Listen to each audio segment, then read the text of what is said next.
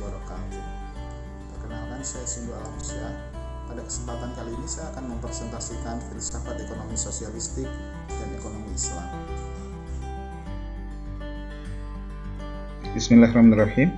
Kembali lagi, saya Sindu Alamsyah akan menjelaskan filsafat ekonomi sosialistik dan ekonomi Islam.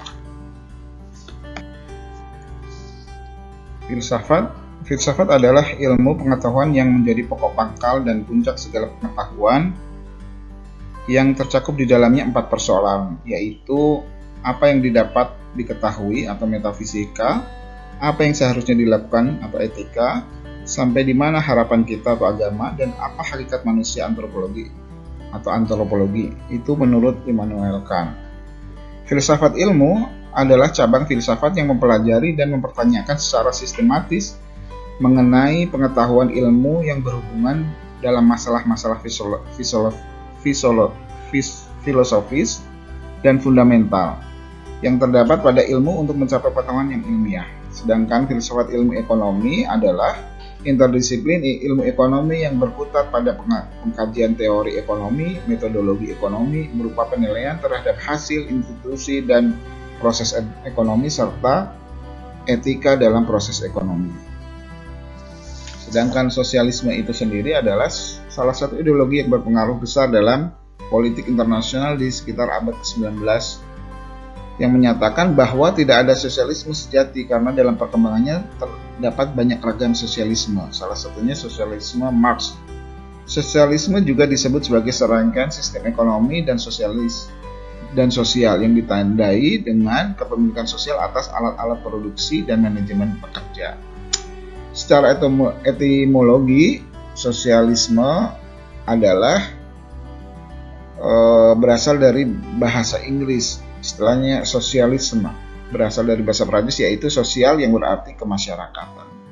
Secara terminologi, kebanyakan dari teori sosialisme menyarankan pentingnya kerjasama perencanaan dan kepemilikan publik untuk melawan kompetensi dan pencarian laba individual sebagaimana digagas oleh kapitalisme. Jadi sosialisme ini adalah antitesa dari kapitalisme itu sendiri. Sedangkan tokoh sosialis secara historisme, sosialisme adalah Carl Fourier, seorang sosialis Prancis terkemuka. Tokoh sosialisme modern terbesar itu adalah Karl Marx. Dan filsafat ekonomi sosialis, filsafat ekonomi sosialis itu yang pertama adalah manusia adalah makhluk sosial yang tidak dapat hidup sendiri. Jadi dasarnya adalah didasari oleh bahwa manusia adalah makhluk sosial, sehingga manusia ini perlu bekerja sama, dan dalam bidang ekonomi akan melahirkan sistem perencanaan ekonomi sentralistik, dan dalam bidang politik akan melahirkan sistem politik diktatorial, karena sentralistik tersebut. Maka ada motonya adalah setiap orang berhak memperoleh sesuai dengan kebutuhannya. Nah, sedangkan sistem ekonomi sosialisme adalah sistem ekonomi sosialisme merupakan bentuk resistensi dari sistem ekonomi kapitalis, di mana kemunculannya didasari karena tidak tercapainya kesejahteraan yang merata saat sistem ekonomi kapitalis. Dalam sistem ekonomi sosialis, pemerintah memiliki andil besar dalam mengatur roda perekonomian di sebuah negara, mulai dari perencanaan, pelaksanaan, sampai pengawasan terhadap rantai perekonomian masyarakat. Dalam bentuk yang paling lengkap, sosialisme melibatkan kepemilikan alat-alat produksi termasuk di dalamnya tanah, pertanian, dan oleh negara, dan menghilangkan milik swasta. Jadi dalam masyarakat sosialisme yang menonjol adalah rasa kebersamaan dan atau kolektivitas. Nah, prinsip dasar ekonomi sosialis yang pertama adalah pemilikan harta oleh negara. Jadi sistem ini dibangun atas dasar bahwa alat-alat produksi seluruhnya menjadi milik bersama atau masyarakat. Individu secara perorangan tidak mempunyai hak untuk memiliki dan memanfaatkan sumber-sumber produksi. Dan yang kedua adalah kesamaan ekonomi. Jadi pada sistem ini pada sistem ekonomi sosialis menyatakan bahwa hak-hak individu dalam bidang ekonomi ditentukan oleh prinsip kesamaan. Dalam sistem ini, kebebasan ekonomi serta hak kepemilikan harta secara perorangan dihapuskan. Ya. Yang ketiga, prinsip dasarnya adalah disiplin politik. Ya. Untuk mencapai tujuan di atas, keseluruhan negara diletakkan di bawah peraturan kaum buruh yang mengambil alih semua aturan produksi dan distribusi. Itu dari disiplin politiknya. Baik, kita lanjutkan ciri-ciri sistem ekonomi sosialis. Ya. Yang pertama adalah lebih mengutamakan kebersamaan atau kolektivitas. Ekonomi sosialis bermula dari pada pemikiran setiap individu tidak hidup atau bekerja dalam kesendirian, tetapi bekerja sama dengan yang lainnya. Artinya, semua yang dihasilkan individu dalam beberapa arti merupakan produk sosial dan setiap orang yang berkontribusi pada produksi barang berhak mendapatkan bagian anggotanya. Yang kedua, peran pemerintah sangat kuat. Ya. Sosialisme sebagai sistem ekonomi dalam satu komando menempatkan posisi negara sebagai sentral kegiatan ekonomi. Negara sangat berkuasa dalam kepemilikan bersama terhadap semua faktor-faktor produksi. Produksi dilakukan sesuai dengan kebutuhan serta perencanaan ekonomi yang ketat dan memproduksi dan mendistribusikan barang dan jasa yang dibutuhkan oleh masyarakat. Dan yang ketiga adalah sifat manusia ditentukan oleh pola produksi. Pola produksi atau aset melahirkan kesadaran kolektivitas, dan pola produksi dikuasai individu akan melahirkan kapitalis. Jadi intinya adalah bagaimana kolektivitas itu dibangun. Dan di sini adalah kelebihan dan kelemahan sistem ekonomi sosialis, ya. Bahwa sistem kelemahannya adalah sistem sulit melakukan transaksi karena tidak menjelaskan bagaimana mekanisme ekonomi, tidak memiliki sistem harga untuk tanah atau barang modal. Yang kedua, membatasi kebebasan. Tidak ada kebebasan memilih pekerjaan, maka kreativitas masyarakat akan terhambat.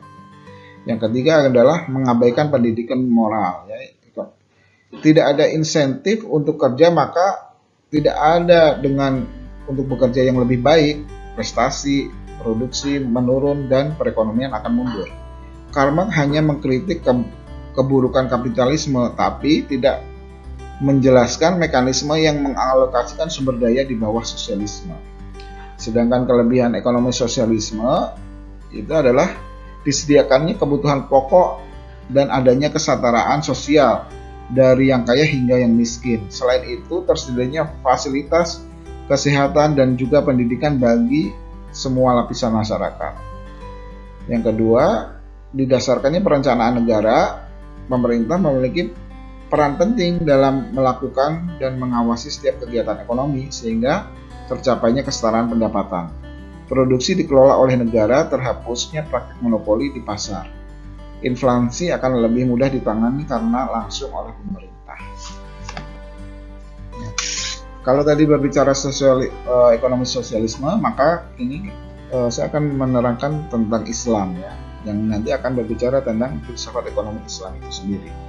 Islam adalah seperangkat ideologi yang berkeyakinan bahwa Islam harus menjadi pedoman bagi segala segi kehidupan manusia, baik sosial, ekonomi, politik, budaya, dan serta kehidupan pribadi. Secara etimologi, ya, Islam merujuk pada makna Islam secara bahasa, yaitu bermakna tunduk, patuh, dan penyerahan diri secara total kepada syariat Allah. Dan secara terminologi adalah Islam adalah jalan hidup, way of life, satu-satunya yang paling selamat mengantarkan manusia sampai tujuan akhirnya, yaitu kehidupan akhirat. Islam sebagai agama akhir yang telah mendapat jaminan dari sisi Allah akan kebenarannya, agama yang selalu mendorong manusia untuk mempergunakan akalnya untuk memahami ayat-ayat kauniyah sunatullah yang terbentang di alam semesta dan memahami ayat-ayat Qur'aniyah yang terdapat dalam Al-Quran. Filsafat ekonomi Islam itu sendiri adalah merupakan dasar dari sistem ekonomi yang dibangun berdasarkan falsafah ekonomi yang ada. sehingga dapat diturunkan tujuan yang hendak dicapai. Misalnya tujuan ekonomi, konsumsi, distribusi, pembangunan ekonomi, kebijakan moneter, kebijakan fiskal, dan sebagainya. Nah, sedangkan sistem ekonomi Islam itu sendiri, apa yang dimaksud dengan sistem ekonomi Islam? Yaitu suatu sistem ekonomi di mana pelaksananya berlandaskan syariat dengan berpedoman pada Al-Quran dan Al-Hadis. Dalam sistem ekonomi Islam mengatur berbagai kegiatan perekonomian seperti jual beli, simpan pinjam, investasi, dan berbagai kegiatan ekonomi lainnya. Pada pelaksananya, ekonomi Islam semuanya harus sesuai dengan syariat Islam dengan menghindari semuanya yang sifatnya maisir, goror, haram, zalim, ihtikor, dan riba. Nah, prinsip dasar ekonomi Islam yang pertama adalah mencegah kesenjangan sosial. Ya, jadi tidak ada kesenjangan sosial yang tinggi. Nah, kalau sistem ekonomi kapitalis itu akan terjadi kesenjangan sosial. Tidak bergantung pada nasib atau keberuntungan, jadi tidak menghindari spekulasi yang besar, ya, judi, mencari dan mengolah kekayaan alam. Jadi kekayaan alam ini dikelola bersama, melarang praktik riba, ya. Yang selanjutnya adalah membuat catatan transaksi dengan jelas dan mengutamakan keadilan dan keseimbangan dalam berniaga. Nah, secara ciri-ciri ekonomi Islam, adanya penguatan terhadap hak individu namun dibatasi agar tidak terjadi monopoli yang merugikan masyarakat umum. Adanya pengakuan akan hak umat atau umum di mana hak umat lebih diutamakan dibanding hak lainnya. Adanya keyakinan bahwa manusia hanya memegang amanah yang maha kuasa, segala kelimpahan harta yang dimiliki manusia adalah berasal dari Allah Sang Maha Segalanya. Adanya pengakuan hak individu namun dibatasi agar terjadi monopoli yang merugikan masyarakat umum.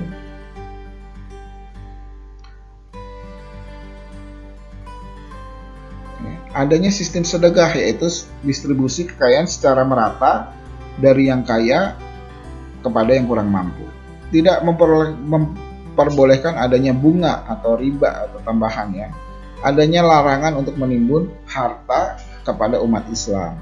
Ya, itu salah satu ciri ekonomi Islam. Dan bagaimana Islam dan sosialisme? Islam adalah agama yang berada di tengah. Agama yang berada di antara prinsip-prinsip kebersamaan dan juga prinsip-prinsip individual. Artinya ada beberapa paham sosialisme yang memiliki titik temu dengan kesepahaman dengan ajaran Islam, di mana Islam memperhatikan kepentingan masyarakat banyak. Ini sangat dijunjung tinggi oleh Islam. Namun demikian, kepemilikan pribadi juga merupakan hal yang tak ditolak oleh Islam. Seorang muslim boleh memiliki harta dan kekayaan pribadi, bahkan hak untuk mendapatkan kepemilikan pribadi dijamin oleh syariat. Salah satu prinsip syariat mengatakan bahwa muslim berhak untuk mendapatkan harta atau perlindungan yang bersifat bendawi. Dengan demikian, ada sisi sosialisme yang sinkron dengan ajaran Islam. Tapi ada juga sisi sosialisme yang mungkin berjauhan dengan konsep Islam. Di penelitian-penelitian sebelumnya, kepemilikan ekonomi kapitalis dan sosialis, konsep tauhid dalam sisi Islam itu ada hasil bahwa pada dasarnya prinsip yang dibangun oleh Islam yang pertama adalah ketauhidan yang memberi kemaslahatan bagi alam semesta. Tauhidlah yang menjadi prinsip utama tata ekonomi yang menciptakan negara sejahtera pertama, dan Islamnya yang melambangkan gerakan sosialis yang pertama. Islam dan konsep tauhid tersebut telah melakukan banyak keadilan sosial dan pengembalian martabat manusia, misalnya perbudakan dan sebagainya. Dalam pemahaman Islam sendiri, sistem ekonomi Islam dianggap representatif untuk kepemilikan yang digeneralisir secara utuh sebagai konsep Islam yang tinggi dibandingkan dengan sistem ekonomi kapitalis ataupun sosialis. Kemudian penelitian sebelumnya juga tentang sosialisme Islam, perspektif pemikiran politik khas Cokro Aminoto. Tujuannya adalah mendeskripsikan pemikiran politik khas Cokro Aminoto, sosialisme Islam yang dikonstruksikan dalam tradisi Islam dan berakar dari Al-Quran dan As-Sunnah. Hasil pemikirannya adalah hasil pemikiran Cokro Aminoto tentang sosialisme Islam dibangun atas dasar ajaran agama Islam dan telah ada sejak masa kepemimpinan Rasulullah. Persamaan sosialisme Islam dan Barat menjunjung tinggi prinsip keadilan, kesetaraan, dan persaudaraan dengan tujuan menciptakan kesejahteraan bagi seluruh anggota masyarakat. Perbedaannya, dasar sosialisme Islam terkait dengan agama, sedangkan sosialisme Barat lahir dari ketimpangan sosial, ekonomi, dan politik pada masyarakat Eropa abad 19. Dan pengaruh sistem ekonomi Islam dan sosialis di Indonesia adalah yang pertama di dasar negara Pancasila, sila ke-1 ketuhanan yang Maha Esa, dan sila kelima keadilan sosial bagi seluruh rakyat Indonesia. Sedangkan di Undang-Undang Dasar 1945 pasal 33, cabang-cabang produksi yang penting bagi negara dan yang menguasai hajat hidup orang banyak dikuasai oleh negara. Ayat 3-nya, bumi dan air dan kekayaan yang terkandung di dalamnya dikuasai oleh negara dan dipergunakan untuk sebesar-besarnya kemakmuran rakyat. Dari hal tersebut, sistem ekonomi sosialis juga diadopsi dalam negara Indonesia walaupun tidak 100%. Begitu juga sistem ekonomi Islam. Kritik ekonomi Islam terhadap asas yang membangun ekonomi sosialis, yang pertama adalah kritik terhadap ide kesetaraan, ya. Jadi